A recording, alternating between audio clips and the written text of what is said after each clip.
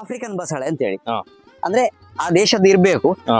ಉದಾಹರಣೆಗೆ ಅಥವಾ ಉದ್ದವಾಗಿ ಆ ರೀತಿಯಲ್ಲಿ ಇರ್ಬೋದು ನೋಡಿ. ಒಂದು ಎಲೆಗಳನ್ನು ನೀವು ಗಮನಿಸಬಹುದು ನೋಡಿ. ಇಲ್ಲಿ ಎಷ್ಟು ಉದ್ದವಾಗಿದೆ ನೋಡಿ, ಇಷ್ಟು ಸಣ್ಣ ಬಳ್ಳಿಯಲ್ಲಿ.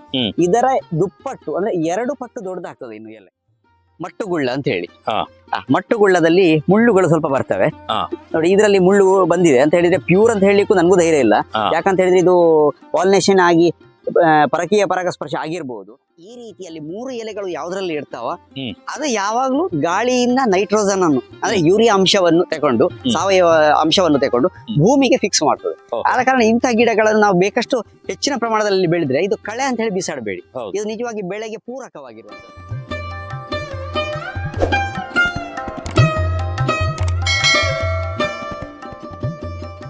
ಸಂಪೂರ್ಣ ಸಹಜ ಕೃಷಿ ಯೂಟ್ಯೂಬ್ ಚಾನಲ್ನ ಎಲ್ಲ ವೀಕ್ಷಕರಿಗೂ ನಮಸ್ಕಾರ. ನಾನು ಶಿವಪ್ರಸಾದ್ ಮಲೆಬೆಟ್ಟು. ನೀವೀಗ ಕಾಣ್ತಿರುವಂಥದ್ದು ಒಂದು ವಿಶೇಷವಾಗಿರುವಂಥ ಕೈತೋಟ. ಸಹಜವಾಗಿ ಹಳ್ಳಿಯಲ್ಲಿ ಹೇಗೆ ಕೈತೋಟ ಮಾಡ್ಬೋದು ಅನ್ನುವಂಥದ್ದನ್ನು ತೋರಿಸಿರುವಂಥ ಒಂದು ಕಾನ್ಸೆಪ್ಟ್ ಇದು. ಇಲ್ಲಿ ಮೂಲಂಗಿ, ಬೇರೆ ಬೇರೆ ಬಗೆಯ ತರಕಾರಿಗಳು, ಬಳ್ಳಿಗಳು ಎಲ್ಲವೂ ಕೂಡ ಇರ್ತದೆ. ನೀವತ್ತು ನೋಡ್ತಿರುವಂಥದ್ದು ನನ್ನ ಇದಕ್ಕಿಂತ ಮೊದಲು ಒಂದು 3 ಸಬ್ಜೆಕ್ಟಲ್ಲಿ ನಿಮಗೆ ತೋರಿಸಿದೆ. ಪ್ರಕಾಶ್ ಜೋಶಿ ಅವರು ಅಂತೇಳಿ ನಮ್ಮ ಮಲೆಬೆಟ್ ಫಾರ್ಮ್ನ ವಿಡಿಯೋದಲ್ಲಿ ನಿಮಗೆ ಅದನ್ನು ತೋರಿಸಿದೆ. ಅವರು ತುಂಬ ಅದ್ಭುತವಾಗಿ ಸಾವಯವ ಕೃಷಿ ಅದರ ಜೊತೆ ಕೈತೋಟದ ಬಗ್ಗೆ ವಿಶೇಷವಾಗಿರುವಂಥ ಅಧ್ಯಯನವನ್ನು ಮಾಡಿ ಪ್ರಾಕ್ಟಿಕಲ್ ಆಗಿ ಮನೆಯಲ್ಲಿ ಮಾಡಿರುವಂಥ ಒಂದು ಕೈತೋಟದಲ್ಲಿ ನಾನು ಇವತ್ತಿದ್ದೇನೆ. ಅದರ ಬಗ್ಗೆ ಸಂಪೂರ್ಣವಾಗಿರುವಂಥ ಮಾಹಿತಿಗಳನ್ನು ಕೊಡ್ತೇನೆ. ಹೆಚ್ಚು ಖರ್ಚುಗಳಿಲ್ಲ ಮತ್ತು ಭಾರಿ ಏನು ಅದರ ಹಿಂದೆ ಹೋದದ್ದು ಅಂತಿಲ್ಲ. ಆದರೆ ಅದಕ್ಕೆ ಏನು ಬೇಕು ಅದನ್ನು ಕರೆಕ್ಟಾಗಿ ಕೊಟ್ಟಿದ್ದಾರೆ. ಆ ಕಾರಣಕ್ಕೋಸ್ಕರ ಇಲ್ಲಿ ಬಗೆಯ ಬಗೆಯ ತರಕಾರಿಗಳೆಲ್ಲವೂ ಕೂಡ ಆಗಿದೆ. ನಾವಿವತ್ತು ಈ ತರಕಾರಿಗಳ ವಿಶೇಷತೆ ಬಗ್ಗೆ ನಾವು ಮಾತಾಡ್ತಾ ಅದರೊಂದಷ್ಟು ಮಾಹಿತಿಗಳನ್ನು ಕೊಡುವಂಥ ಒಂದು ಪ್ರಯತ್ನವನ್ನು ಮಾಡ್ತೇವೆ. ಬನ್ನಿ ಪ್ರಕಾಶ್ ಜೋಶಿ ಅವರ ಜೊತೆ ಮಾತುಕತೆಯನ್ನು ಮಾಡುವ. ಸರ್ ನಮಸ್ತೆ. ನಮಸ್ತೆ, ಹೇಗಿದ್ದೀರಿ? ಆರಾಮಿದ್ದೀನಿ ಸರ್. ಕೈತೋಟದ ಬಗ್ಗೆ ತುಂಬಾ ಚರ್ಚೆಗಳು ನಡೀತೇವೆ. ಹೌದು, ಒಂದು 150 ಎಪಿಸೋಡ್ ಅನ್ನು ಕೈತೋಟದ ಬಗ್ಗೆ ಕೊಟ್ಟಿದ್ದೇವೆ. ಹೌದು. ಇವತ್ತು ನಿಮ್ಮ ಕೈತೋಟದಲ್ಲಿ ನಾವಿದ್ದೇವೆ. ತುಂಬಾ ಜನರಿಗೆ, ವೀಕ್ಷಕರಿಗೆ ಕಳೆದ ಬಾರಿಯೂ ಕೂಡ ನಿಮ್ಮ ಕೈತೋಟದ ಬಗ್ಗೆ ತೋರಿಸಿದೆ. ಆದರೆ ಈ ಬಾರಿ ನೀವು ಮೊನ್ನೆ ನಮ್ಮ ಕೈತೋಟದ ಬಗ್ಗೆ ಒಂದಷ್ಟು ವಿಡಿಯೋಗಳನ್ನು ಮಾಡಿದ್ರಲ್ಲ, ಆಗ ತುಂಬಾ ಜನ ಕೇಳಿದ್ರು ನಿಮ್ಮ ಕೈತೋಟದ ಬಗ್ಗೆ ತೋರಿಸಿ. ಯಾಕಂದ್ರೆ ಜನರಿಗೆ ಕುತೂಹಲ ಅಂತೂ ಇದ್ದೇ ಇರ್ತದೆ. ಕುತೂಹಲ ಹೆಚ್ಚಾದ ಅದು ಇಂಟ್ರೆಸ್ಟ್ ಆಗಿ ಕನ್ವರ್ಟ್ ಆಗ್ತದೆ. ಆಮೇಲೆ ಅವರು ಮನೆಯಲ್ಲಿ ಆಕ್ಷನ್ ತಗೊಳ್ತಾರೆ. ಇವತ್ತು ನೀವು ಇಲ್ಲಿ ನೋಡುವಾಗ ನಾನೊಂದು ವಿಶೇಷ ವೆರೈಟಿಯ ಬದನೆ ಕಾಣಿತ್ತು. ಮಟ್ಟುಗುಳ್ಳ ಅಂತ ಹೇಳಿ. ಮಟ್ಟುಗುಳ್ಳದಲ್ಲಿ ಮುಳ್ಳುಗಳು ಸ್ವಲ್ಪ ಬರ್ತವೆ ನೋಡಿ. ಇದರಲ್ಲಿ ಮುಳ್ಳು ಬಂದಿದೆ ಅಂತ ಹೇಳಿದ್ರೆ ಪ್ಯೂರ್ ಅಂತ ಹೇಳಲಿಕ್ಕೂ ನನಗೂ ಧೈರ್ಯ ಇಲ್ಲ. ಯಾಕಂತ ಹೇಳಿದ್ರೆ ಇದು ಪಾಲಿನೇಷನ್ ಆಗಿ ಪರಕೀಯ ಪರಾಗಸ್ಪರ್ಶ ಆಗಿರ್ಬೋದು ನೋಡಿ. ಇದು ಗಿಡ ನೋಡುವಾಗ ನಮ್ಮ ಇಲ್ಲಿಯ ಗಿಡ ಊರಿನ ಬದನೆಯ ಗಿಡದ ಹಾಗೆ ಕಾಣ್ತಾ ಇದೆ. ಅದೇ ಬದನೆಯ ಬಣ್ಣಗಳನ್ನು ನೀವು ಗಮನಿಸಿದ್ರೆ ನೋಡಿ, ಮಟ್ಟುಗುಳ್ಳದ ಬಣ್ಣವನ್ನು ಹೋಲ್ತದೆ. ಮತ್ತೆ ಗಾತ್ರದಲ್ಲಿ ಸ್ವಲ್ಪ ದೊಡ್ಡದು ಬಂದಿದೆ ನೋಡಿ. ಇಲ್ಲಿ ಒಂದು ವಿಶೇಷ ನೋಡ್ಬೋದು. ನಾನು ಸರಿಯಾಗಿ ನೋಡಿ ಒಂದು ಹಗ್ಗದಲ್ಲಿ ಅದನ್ನು ಕಟ್ಟಿದ್ದೇನೆ ನೋಡಿ. ಅದರ ಆಕೃತಿ ನೋಡಿ, ಈಗ ಇನ್ನು ತೆಗಿಲಿಕ್ಕೆ ಬರ್ತದ ಇಲ್ಲ ಆ ರೀತಿ. ಹೌದು, ಇದು ಒಳಗಡೆ ಕಾಯಿ ಬಂದು ಕಂಬಕ್ಕೆ ಕಟ್ಟಿಟ್ಟಂತಹ ಒಂದು ಈ ಬಳ್ಳಿಯನ್ನು ಕಟ್ಟಿದ್ದೇನೆ ನಾನು. ಆದ್ರೆ ಈ ಬಳ್ಳಿಗೆ ತೆಗಿಲಿಕ್ಕೆ ಬರುವುದಿಲ್ಲ, ಅಷ್ಟು ಗಟ್ಟಿಯಾಗಿದೆ ನೋಡಿ. ಬಾರಿ ಗಟ್ಟಿಯಾಗಿ ಹಿಡ್ಕೊಂಡಿದೆ. ಇರ್ಲಿ, ಬೀಜಕ್ಕಾದ್ರೂ ಇರ್ಲಿ. ಕರೆಕ್ಟ್ ಇರ್ಲಿ. ಈಗ ನೀವು ಮಟ್ಟುಗುಳ್ಳ ಅಂತ ಹೇಳಿದ್ರಿ. ಹೌದು. ಇದು ಈಗ ನಿಮ್ಮ ಊರಿದ್ದು ಅಂತ ಹೇಳ್ತೀರಿ. ಹೌದು. ಇದು ಹೇಗೆ ಕ್ರಾಸ್ ಪಾಲಿನೇಷನ್ ಆಗ್ಬಹುದು ನಿಮ್ಮ ಅಭಿಪ್ರಾಯ? ಇಲ್ಲ, ಕ್ರಾಸ್ ಪಾಲಿನೇಷನ್ ಅಂತ ಹೇಳುವಾಗ ನಾವು ನಮ್ಮಲ್ಲಿ ಏನ್ ಮಾಡ್ತೇವೆ ಕೇಳಿದ್ರೆ, ಅಲ್ಲಿಂದ ಇಲ್ಲಿಂದ ಸ್ವಲ್ಪ ಕೆಲವರು ಗಿಡ ತಂದು ನಡುವಂತ ಕ್ರಮ ಇದೆ. ನಾವು ಒಂದು ಜಾತಿಯ ಗಿಡವನ್ನು ಒಂದು ಬದಿಯಲ್ಲಿ ಮಾತ್ರ ನಡಬೇಕು. ಹತ್ತಿರದಲ್ಲಿ ಬೇರೆ ಗಿಡ ಇದ್ರೆ, ಉದಾಹರಣೆಗೆ ಇದು ಒಂದು ಜಾತಿಯ ಗಿಡ ಅಂತ ಹೇಳಿ ಆದ್ರೆ, ಇದು ಮಟ್ಟುಗುಳ್ಳ ಅಂತ ಹೇಳಿ ಆದ್ರೆ, ಇದರ ಪಕ್ಕದಲ್ಲಿ ನಾವು ಇನ್ನೊಂದು ಗಿಡವನ್ನು ನಾವು ಬೆಳೆಸಿದ್ರೆ ಆವಾಗ ಇದು ಕ್ರಾಸ್ ಪಾಲಿನೇಷನ್ ಆಗ್ತದೆ. ಪರಾಗಸ್ಪರ್ಶ, ಈಗ ಪರಕೀಯ ಪರಾಗಸ್ಪರ್ಶ ಆಗ್ತದೆ ಇದರಲ್ಲಿ. ಈ ಕ್ರಾಸ್ ಪಾಲಿನೇಷನ್ ಆದ ತಕ್ಷಣ ಏನಾಗ್ತದೆ ಕೇಳಿದ್ರೆ, ಮುಂದಿನ ಪೀಳಿಗೆಯಲ್ಲಿ ಅಂದ್ರೆ ಈ ಬದನೆಯ ಬೀಜದಲ್ಲಿ ಆ ಗುಣವನ್ನು ಹೊಂದಿರ್ತದೆ. ಯಾಕಂದ್ರೆ ತಾಯಿ ಗಿಡ ಬೇರೆ, ತಂದೆ ಗಿಡ ಬೇರೆ. ಆದ ಕಾರಣ ಆ ಇನ್ನು ಹುಟ್ಟುವಂತ ಮಗು ಏನಿದೆ ಅಂದ್ರೆ ಬೀಜ, ಆ ಬೀಜದಲ್ಲಿ ಬೇರೆ ಗುಣಗಳನ್ನು, ಅದು 2 ಗುಣಗಳನ್ನು ಹೊಂದಿಕೊಳ್ತದೆ. ಎಲ್ಲ ಬದನೆಗಳ ಕಲರ್ಗಳು ಅದೇ ರೀತಿಯಲ್ಲಿ. ಹೌದು, ಇಲ್ಲಿ ಸಾಧಾರಣ ಒಂದೇ ಇದೆ. ಆದ್ರೆ ಒಂದು ಗಿಡ ಸ್ವಲ್ಪ ಭಿನ್ನವಾಗಿದೆ, ನೀವು ಗಮನಿಸಬಹುದು. ಇಲ್ಲಿ ನೋಡಿ, ಇದು ಸ್ವಲ್ಪ ಗಿಡ ಬೇರೆ ಅಂತ ಹೇಳಿ ಕಾಣ್ತದೆ ನನಗೆ. ಈ ಹೂಗಳು ಸ್ವಲ್ಪ ಅತಿ ಕೆಳಗೆ ಬರುವುದಿಲ್ಲ ನೋಡಿ, ಮೇಲ್ಮುಖವಾಗಿ ಸ್ವಲ್ಪ ಬರುವಂತದ್ದು ಜಾಸ್ತಿ ಇದೆ. ಇದರಲ್ಲಿ ಇನ್ನೊಂದು ಏನು ಕೇಳಿದ್ರೆ, ಸ್ವಲ್ಪ ಬಿಳಿ ಬಣ್ಣದ್ದು ಬರ್ತದೆ ಇದರಲ್ಲಿ. ಇದು ಸ್ವಲ್ಪ ಲೈಟ್ ಬಿಳಿ ಅಂತ ಹೇಳಿ ಕಾಣ್ತದೆ, ಸ್ವಲ್ಪ ನೀಲಿ ಬಂದಿದೆ ಇದರಲ್ಲಿ. ಕರೆಕ್ಟ್. ಹಾಗೆ ಸ್ವಲ್ಪ ಭಿನ್ನವಾಗಿ ಕೂಡ ಇದೆ.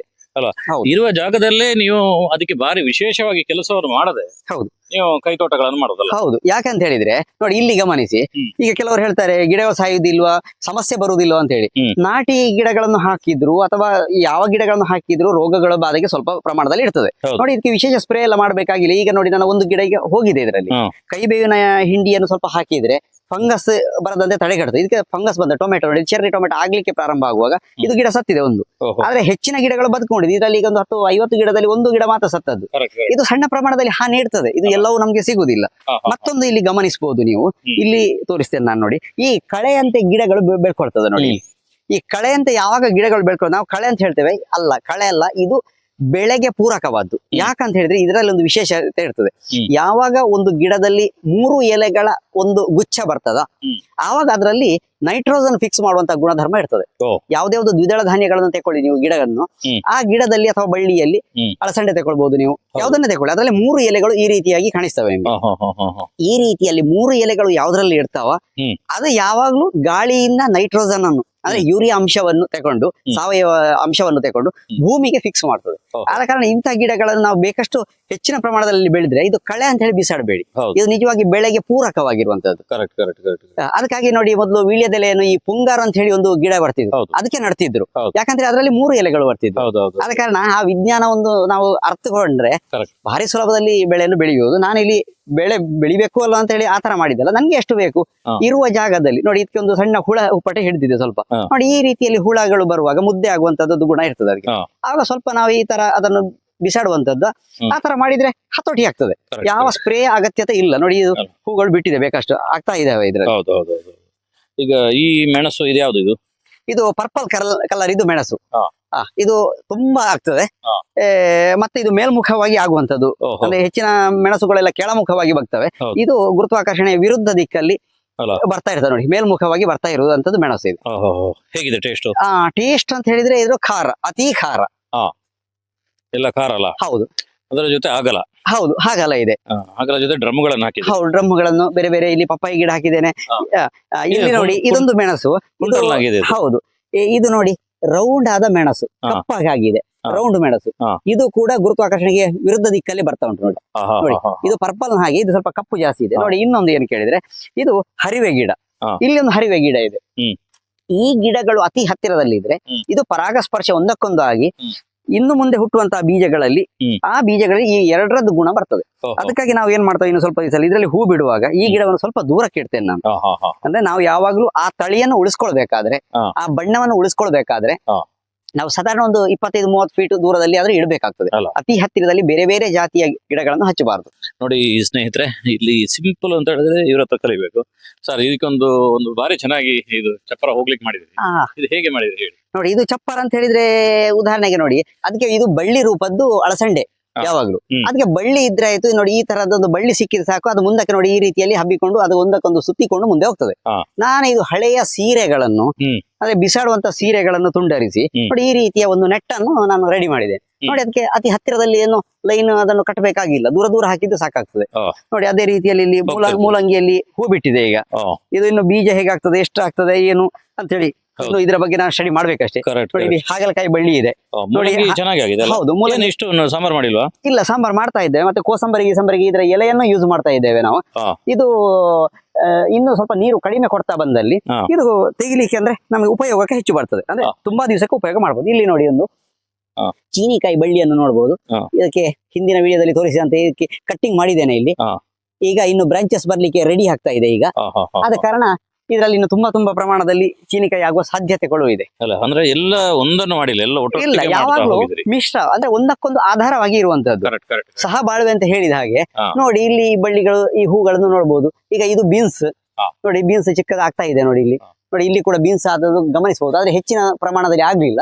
ಹಾ. ಅದಿನ್ನು ಮುಂದಕ್ಕೆ ಆಗ್ಬಹುದು. ಗೊಂಚಲು ಆಗತ್ತಲ್ಲ? ಹೌದು, ಒಂದು ಗೊಂಚಲಲ್ಲಿ 7-8 ಈ ರೀತಿಯಲ್ಲಿ ಆಗ್ತದೆ. ಈಗ ಇಲ್ಲಿ ಅಲಸಂಡೆ ಹಾಕಿದ್ರಿ, ಹೌದು, ಇಲ್ಲಿ ಅಳಸಂಡೆ. ಪಕ್ಕದಲ್ಲಿ ಬೀನ್ಸ್ ಹಾಕಿದ್ರಿ. ಹೌದು. ಅದೇನು ನಿಮ್ಗೆ ಪರಾಗಸ್ಪರ್ಶಕ್ಕೆ ವ್ಯತ್ಯಾಸಗಳಾಗುದಿಲ್ಲ? ಇಲ್ಲ, ಯಾಕಂತ ಹೇಳಿದ್ರೆ ನಾವು ಬೀಜಕ್ಕೆ ಬಿಡುವಾಗ ಮಾತ್ರ ಅದನ್ನು ಜಾಗ್ರತೆ ಮಾಡಿದ್ರೆ ಆಯ್ತು. ಹಾ. ಈಗ ಉದಾಹರಣೆಗೆ ನಾವು ಯಾವುದೋ ಒಂದು ಬೀನ್ಸ್ ಅನ್ನು ಅಥವಾ ಈ ಹಾಗಲಕಾಯನ್ನು ಬಿಡುವಾಗ ಬೀಜಕ್ಕೆ ಹಾ. ಇದಕ್ಕೆ ಪರಾಗಸ್ಪರ್ಶ ಬೇರೆದು ಆಗದಂತೆ ಆ ಒಂದು ದಿವಸ ಜಾಗ್ರತೆ ಮಾಡಿದ್ರೆ ಆಯ್ತು. ಆಹಾ. ಮತ್ತೆ ನಾವು ಸಾಂಬಾರಿಗೆ ಉಪಯೋಗ ಮಾಡೋದ್ರಲ್ಲಿ ಯಾವುದೇ ಒಂದು ತೊಂದರೆ ಬರುವುದಿಲ್ಲ. ಅಲ್ಲ. ಹೌದು, ಅದಕ್ಕೆ ಪರಾಗಸ್ಪರ್ಶ ಕ್ರಾಸ್ ಪಾಲಿನೇಷನ್ ಆದ್ರೆ ಏನು ಸಮಸ್ಯೆ ಬರುವುದಿಲ್ಲ. ಹಾ. ನೋಡಿ ಹಾಗೆ ಇಲ್ಲಿ ಸೋರೆಕಾಯಿ ಬಳ್ಳಿಯನ್ನು ಹಾಕಿದ್ದೇನೆ ನೋಡಿ. ಹಾ. ಇದು ಮುಂದಕ್ಕೆ ಅದ್ರಷ್ಟಕ್ಕೆ ಅದು ಬೆಳ್ಕೊಳ್ತದೆ ಅಲ್ಲ? ಹೌದು, ನಮ್ಗೆ ಎಷ್ಟು ಬೇಕೋ ಅಷ್ಟು ಕೊಯ್ದ್ರೆ ಆಯ್ತು, ಉಳಿದದ್ದು ಇರ್ತದೆ. ಎಲ್ಲ ಗಿಡ ಇದ್ದಾಗೆ ಪಪ್ಪಾಯದ್ದು ಇದೆ, ಇದು ಮುಂದಕ್ಕೆ ಬೇರೆ ಕಡೆ ನಡ್ಲಿಕ್ಕೆ ಇದೆ ನೋಡಿ. ಇದು ನೋಡಿ ಚೆರ್ರಿ ಟೊಮೆಟೊ, ಇಲ್ಲಿ ಯಾವುದೇ ಒಂದು ರೋಗ ಬಾಧೆ ಇಲ್ಲ ನೋಡಿ. ಗಂಟುಗಳಲ್ಲಿ ಚೆರ್ರಿ ಟೊಮೆಟೊ ಆಗಿದೆ, ಒಂದರಲ್ಲಿ 6, 8, 9, 7 ಈ ರೀತಿಯಲ್ಲಿ ಆಗಿದೆ ನೋಡಿ. ಕಳೆದ ಬಾರಿ ನಾವು ಬಂದಾಗ ಹಾ. ಇದು ಸಣ್ಣ ಸಣ್ಣ ಗಿಡಗಳಿದೆ ಹೌದು, ಗಿಡಗಳು ಇತ್ತು, ಈಗ ಸಣ್ಣ ಸಣ್ಣ ಕಾಯಿಗಳು ಬಿಟ್ಟಿವೆ. ಇನ್ನೊಂದ್ಸಲ ಬರುವಾಗ ಇದರಲ್ಲಿ ಹಣ್ಣು ಆಗ್ಲಿಕ್ಕೆ ಹಣ್ಣೇ ಸಿಗ್ತದೆ. ಟೊಮೆಟೊ ಹಣ್ಣನ್ನೇ ಉಪಯೋಗ ಮಾಡಬಹುದು ನೋಡಿ. ಇದು ಗೆಣಸು, ಹಾ. ಹಿಂದಿನ ಎಪಿಸೋಡ್ ಅಲ್ಲಿ ನೀವು ನೋಡಿರ್ಬೋದು. ಸ್ನೇಹಿತರೆ, ಆ ಎಪಿಸೋಡ್ ನಲ್ಲಿ ಒಂದು ಡೀಟೇಲ್ ಆಗಿರುವಂತ ಮಾಹಿತಿ, ಪೈಪ್ ನ ಒಳಗಡೆಗೆ ಹೇಗೆ ಒಂದು ಪ್ರಾಯೋಗಿಕ ಗೆಣಸು ಮಾಡಬಹುದು ಅನ್ನುವಂತ ಅವತ್ತು ನೋಡಿದ್ರಿ. ಅವತ್ತು ನೆಟ್ಟಿರೋದನ್ನ ನೀವು ನೋಡಿದ್ರಿ. ಹೌದು. ಇವತ್ತು ಅದು ನೆಟ್ಟು ನೋಡಿ ನೋಡಿ ಚೆನ್ನಾಗಿ ಬೆಳೆದಿದೆ. ಬೆಳ್ದಿದೆ. ಸಲ ಬರುವಾಗ ಅದನ್ನು ತೆಗೆದು ಬೇಕಾದ್ರೂ ತೋರಿಸಬಹುದು. ಜೀರಿಗೆ ಮೆಣಸುಗಳು, ವೆರೈಟಿ ಮೆಣಸುಗಳು, ಈ ಬೀಟ್ರೂಟ್ ಗೆಣಸು, ಬೀಟ್ರೂಟ್ ಗೆಣಸು ನೋಡಿ. ಇದು ಹರಿವೆ ನೋಡಿ, ದೊಡ್ಡ ಜಾತಿ ಇದು, ದೊಡ್ಡ ಜಾತಿ ಹರಿವೆ ನೋಡಿ, ತುಂಬಾ ಹೂವನ್ನು ಬಿಟ್ಟಿದೆ. ಇದು ಬೀಜಕ್ಕಂತ ಹೇಳಿ ಬಿಟ್ಟಿದ್ದೇನೆ. ಇದರ ಪಕ್ಕದಲ್ಲಿ ಯಾವುದೇ ಒಂದು ಹರಿವೆ ಗಿಡ ಬೇರೆ ಜಾತಿದ್ದು ಹಾಕ್ಲಿಲ್ಲ ನಾನು, ಯಾಕಂತ ಹೇಳಿದ್ರೆ ಪರಾಗಸ್ಪರ್ಶ ಬೇರೆ ಆಗ್ಬಾರ್ದು ಎಂಬ ಉದ್ದೇಶದಲ್ಲಿ. ನೋಡಿ, ಇಲ್ಲಿ ಇನ್ನೊಂದು ಗಮನಿಸಬಹುದು ನೀವು, ಬಸಳೆ ಕೂಡ ಇಲ್ಲಿ ನಾಟಿದ್ದೇನೆ ನಾನು ನೋಡಿ. ಈ ಬಸಳೆಯಲ್ಲಿ ವಿಶೇಷತೆ ಏನು ಕೇಳಿದ್ರೆ, ಇದು ಬಸಳೆ ಆಫ್ರಿಕನ್ ಬಸಳೆ ಅಂತ ಹೇಳಿ, ಅಂದ್ರೆ ಆ ದೇಶದ್ದು ಇರ್ಬೇಕು. ಉದಾಹರಣೆಗೆ ಅಥವಾ ಉದ್ದವಾಗಿ ಆ ರೀತಿಯಲ್ಲಿ ಇರ್ಬೋದು ನೋಡಿ. ಒಂದು ಎಲೆಗಳನ್ನು ನೀವು ಗಮನಿಸಬಹುದು ನೋಡಿ, ಇಲ್ಲಿ ಎಷ್ಟು ಉದ್ದವಾಗಿದೆ ನೋಡಿ, ಇಷ್ಟು ಸಣ್ಣ ಬಳ್ಳಿಯಲ್ಲಿ. ಇದರ ದುಪ್ಪಟ್ಟು ಅಂದ್ರೆ 2 ಪಟ್ಟು ದೊಡ್ಡದಾಗ್ತದೆ ಇನ್ನು ಎಲೆ. ಬಳ್ಳಿ ಚಿಕ್ಕದಾದ್ರೂ ಎಲೆಗಳು ಇದರ ಡಬ್ಬಲ್ ಆಗ್ತದೆ ನೋಡಿ. ಇದು ಆಫ್ರಿಕನ್ ಬಸಳೆ ಅಂತ ಹೇಳಿ, ಇದು ನಮ್ಮ ಒಬ್ರು ಗೆಳೆಯರು ಕೊಟ್ಟದ್ದು ನೋಡಿ. ಇಲ್ಲಿ ಗಮನಿಸಬಹುದು ನೋಡಿ, ದೊಡ್ಡ ಎಲೆ ಆಗಿದೆ ನೋಡಿ. ನೋಡಿ, ದೊಡ್ಡ ಎಲೆ ಆಗಿದೆ, ಇನ್ನು ದೊಡ್ಡ ಎಲೆಗಳು ಆಗ್ತವೆ ಇದು. ಹೌದು, ಅದೇ ರೀತಿಯಲ್ಲಿ ಆಫ್ರಿಕನ್ ಬಸಳೆ ನೋಡಿ. ಇಲ್ಲಿ ಇನ್ನೊಂದು ಗಮನಿಸಬಹುದು, ಕೆಂಪು ಬಸಳೆ. ಇದೀಗ ಹೆಚ್ಚಿನ ಕಡೆ ಪ್ರಚಾರದಲ್ಲಿ ಉಂಟು. ಆಸ್ಟ್ರೇಲಿಯಾದ ಅಲ್ಲ, ಇದೀಗ ಸದ್ಯದಲ್ಲಿ ಈಗ ನಮ್ಮಲ್ಲಿ ಉಂಟು. ಇದೊಂದು ಜಾತಿ ಬಣ್ಣದಲ್ಲಿ, ಇದು ಎಲೆಗಳು ದೊಡ್ಡದಾಗ್ತವೆ, ಮತ್ತೆ ಇದು ಬಣ್ಣದಲ್ಲಿ ಕೆಂಪು, ಮತ್ತೆ ರುಚಿ ಸಾಧಾರಣ ಒಂದೇ ರೀತಿ ಇರ್ತದೆ, ಏನೋ ಅಷ್ಟೊಂದು ಗೊತ್ತಾಗುದಿಲ್ಲ ನಮ್ಗೆ. ಆದ್ರೆ ಇದು ಸ್ವಲ್ಪ ನೋಡ್ಲಿಕ್ಕೆ ಚಂದ ಅಂತ ಹೇಳಿ, ವೆರೈಟಿ ಇರ್ಲಿ ಅಂತ ಹೇಳಿ ನೋಡಿ. ಇದು ಚೆರ್ರಿ ಟೊಮೆಟೊ ಗಿಡಗಳು ನೋಡಿ, ಮನೆಯ ಪಕ್ಕದಲ್ಲಿ ಹೀಗೆ ಹಾಕಿದ್ದೇನೆ. ಯಾಕೆ ಹೀಗೆ ಹಾಕಿದ್ದೇನೆ ಕೇಳಿದ್ರೆ, ಇಲ್ಲಿ ಸ್ವಲ್ಪ ವೇಸ್ಟ್ ಆಗ್ತದೆ ಜಾಗ. ಇನ್ನು ಮುಂದಕ್ಕೆ ಈ ಮಾಡು ಏನಿದೆ ನಮ್ಮ ಛಾವಣಿ ಮೇಲೆ ಹಂಚಿದ್ರೆ, ಅದಕ್ಕೆ ಇಲ್ಲಿಂದ ಹಗ್ಗಗಳನ್ನು ಕಟ್ಟಿದ್ರೆ, ಈ ಹಗ್ಗಗಳಿಗೆ ಸುಂದಿದ್ರೆ ಆಯ್ತು, ಈ ರೀತಿಯಲ್ಲಿ ಸುತ್ತುವರೆದ್ರೆ ಮೇಲೆ ಮುಖವಾಗಿ ಹೋಗಿ ಇದರಲ್ಲಿ ಬೇಕಷ್ಟು ಟೊಮೆಟೊಗಳು ಆಗ್ತವೆ ಇಷ್ಟೇ ಜಾಗದಲ್ಲಿ. ಹೌದು, ಗಿಡಗಳು ಪ್ರೋಸೆಸ್ ಇದ್ದೇ ಇರ್ತದೆ. ಹೌದು, ಅಂದ್ರೆ ಒಂದು ಗಿಡ ಯಾವಾಗ ಕಾಯಿ ಬಿಡ್ತಾ ಉಂಟಾ ಅಷ್ಟೊತ್ತಿಗೆ ನಿಮ್ಗೆ ಮತ್ತೆ ಗಿಡಗಳನ್ನು ನಾವು ತಯಾರು ಮಾಡ್ತಾ ಇರ್ಬೇಕು ನೋಡಿ. ಇಲ್ಲಿ ಮರ ಬೆಂಡೆಯನ್ನು ನೀವು ಗಮನಿಸಬಹುದು. ಹಾಗೆ ಬೇರೆ ಜಾತಿಯ ಗಿಡಗಳನ್ನು ನಾನೀಗ ಹಾಕಿದ್ದೇನೆ. ಇದರಲ್ಲಿ ಎಲ್ಲಿಯೂ ಮಿಸ್ ಆಗ್ಬಾರ್ದು ಅಂತ ಹೇಳಿ ನೋಡಿ, ಈ ರೀತಿಯ ಒಂದು ಟ್ಯಾಗ್ ಗಳನ್ನು ಅಲ್ಲಲ್ಲಿ ಹಾಕ್ತಾ ಇರ್ತೇನೆ. ಹೌದು, ಹೆಸರು ಹಾಕಿ, ಯಾಕಂದ್ರೆ ಅದೆಲ್ಲ ಆನ್ಲೈನ್ ಅಲ್ಲಿ ಸಿಗ್ತದೆ ನೋಡಿ. ಎಲ್ಲಾ ಜಾತಿಯ ಗಿಡಗಳು ಹಾಕ್ತಾ ಇದ್ದೇನೆ ಈಗ ನೋಡಿ. ಇದೊಂದು ಅವರೆ ಜಾತಿ, ಇದು ಅವರೆಯಲ್ಲಿ ಗಣ ಅವರೆ, ದೊಡ್ಡ ಅವರೆ, ಕತ್ತಿ ಅವರೆ, ಈ ತರ ತುಂಬಾ ಹೆಸರುಗಳಿವೆ. ಇದರಲ್ಲಿ ಬಿಳಿ ಬಣ್ಣದಲ್ಲಿ ಬೀಜ ಆಗುವಂತದ್ದು, ಇಷ್ಟಿಷ್ಟು ಉದ್ದ ಕತ್ತಿ ಹಾಗೆ ಆಗುವಂತಹ ಒಂದು ಅವರೆ. ಇದು ಇನ್ನು ಹೆಚ್ಚು ಆಗ್ಬೇಕಷ್ಟೇ. ಇನ್ನು ಕೂಡ ಗಮನಿಸಬಹುದು, ಬೇರೆ ಜಾತಿಯ ಈಗ ಹರಿವೆಗಳು 5-6 ಜಾತಿಯ ಹರಿವೆ ಗಿಡಗಳಿದೆ. ಇದನ್ನು ಅಭಿವೃದ್ಧಿ ಪಡಿಸ್ಲಿಕ್ಕೆ ಇದೆ ನೋಡಿ. ಇದರಲ್ಲಿ ಕೂಡ ಒಂದು ಕಪ್ಪು ಮೆಣಸಲ್ಲಿ ಅರ್ಧ ಕಪ್ಪು ಅರ್ಧ ಹಸಿರು ಬರ್ತದೆ, ಆ ಜಾತಿಯ ಒಂದು ಮೆಣಸಿನ ಗಿಡ.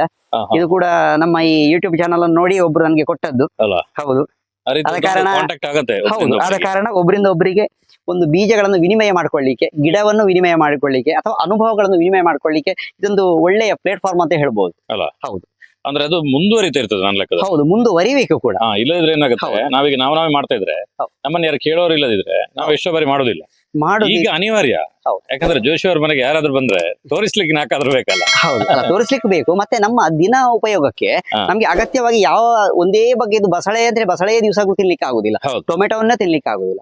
ಆದ ಕಾರಣ ದಿವಸಕ್ಕೊಂದು ವೆರೈಟಿಯನ್ನು ನಾವು ಸಾಂಬಾರ್ ಮಾಡ್ಬೋದಲ್ವಾ. ಆವಾಗ ನಮ್ಗೊಂದು ಆಹಾರದಲ್ಲಿ ವಿಭಿನ್ನತೆ ಇರ್ತದೆ, ಮತ್ತೆ ಹೊಸ ರುಚಿಗಳನ್ನ ಪಡ್ಕೊಳ್ಬಹುದು. ನೋಡ್ಲಿಕ್ಕೂ ಅಂದ ಚಂದ. ಮತ್ತೆ ಹೂವಿನ ಗಿಡದಾಗಿದ್ರಲ್ಲಿ ಹೂಗಳು ಆಗ್ತವೆ, ಕಾಯಿಗಳು ಆಗ್ತವೆ. ನಾವು ಬರೀ ಹೂ ಗಿಡಗಳನ್ನು ಮಾಡಿದ್ರೆ ಹೂಗಳು ಮಾತ್ರ ಆಗ್ತವೆ, ಇದರಲ್ಲಿ ಹೂ ಆಗ್ತದೆ ಪ್ಲಸ್ ಕಾಯಿಗಳನ್ನು ಪಡ್ಕೊಳ್ಬಹುದು ನಾವು. ಆದ ಕಾರಣ ನಾವು ವಿನಿಮಯ ಪದ್ಧತಿ ಯಾವಾಗ ಇರ್ತದೆ, ಎಷ್ಟು ಕಾಲಗಳ ತನಕ ಇರ್ತದೆ ಅಷ್ಟು ಟೈಮ್ ವರೆಗೆ ನಮ್ಮ ಈ ತಳಿಗಳು ಉಳಿತದೆ, ಬೀಜ ಉಳಿತದೆ, ನಮ್ಮ ಅನುಭವ ಕೂಡ ಉಳಿತದೆ ನೋಡಿ. ಇಲ್ಲಿ ಒಂದು ಹಾಗಲ ಬಳ್ಳಿ ಇದೆ. ಈ ಹಾಗಲ ಬಳ್ಳಿಯಲ್ಲಿ ಕೂಡ ಪ್ರತಿಯೊಂದರಲ್ಲಿ ಒಂದು ಚಿಕ್ಕ ಜಾತಿಯದ್ದು ಇರ್ತದೆ, ಒಂದು ಮಧ್ಯಮ ಗಾತ್ರದ್ದು ಇರ್ತದೆ, ಇನ್ನು ದೊಡ್ಡ ಗಾತ್ರದ್ದು ಇರ್ತದೆ. ಈ ನೋಡಿ, ಹಾಗಲದಲ್ಲಿ ಕೂಡ ದೊಡ್ಡ ಗಾತ್ರದ್ದು ಹಾಗಲ ಇದೆ, ಹಸಿರು ಹಾಗಲ ಇದೆ, ಬಿಳಿ ಹಾಗಲ ಇದೆ. ಅದೇ ರೀತಿಯಲ್ಲಿ ಇದು ಗುಬ್ಬಿ ಅಂತೇಳಿ, ಕೆಲವರು ಚೀನಿ ಅಂತ ಹೇಳ್ತಾರೆ, ಕೆಲವರು ಗುಬ್ಬಿ ಅಂತ ಹೇಳ್ತಾರೆ. ಇದಕ್ಕಿಂತ ಸ್ವಲ್ಪ ದೊಡ್ಡ ಪ್ರಮಾಣದಲ್ಲಿ ಆಗ್ತದೆ ನೋಡ್ಲಿಕ್ಕೆ ನೋಡಿ. ಹಾಗಲಕಾಯಿಯೇ ಇದು, ಅಂದ್ರೆ ಹಾಗಲಕಾಯಿಯ ಬಳ್ಳಿ ಸಣ್ಣ ಜಾತಿ, ದೊಡ್ಡ ಹಾಗಲಕಾಯಿ ಹಾಗೆ ನೋಡಿ. ಅದರ ಬೀಜಗಳನ್ನು ಗಮನಿಸಬಹುದು, ಕೆಂಪು ಬಣ್ಣದಲ್ಲಿ ಇರ್ತದೆ ನೋಡಿ. ಆ ಬೀಜಗಳು ಮತ್ತೆ ರುಚಿ ಎಲ್ಲವೂ ಒಂದೇ ಸಾಮ್ಯತೆಯನ್ನು ಹೊಂದಿದೆ, ಒಂದೇ ರುಚಿ ಬಣ್ಣ ಎಲ್ಲ ಇದೆ.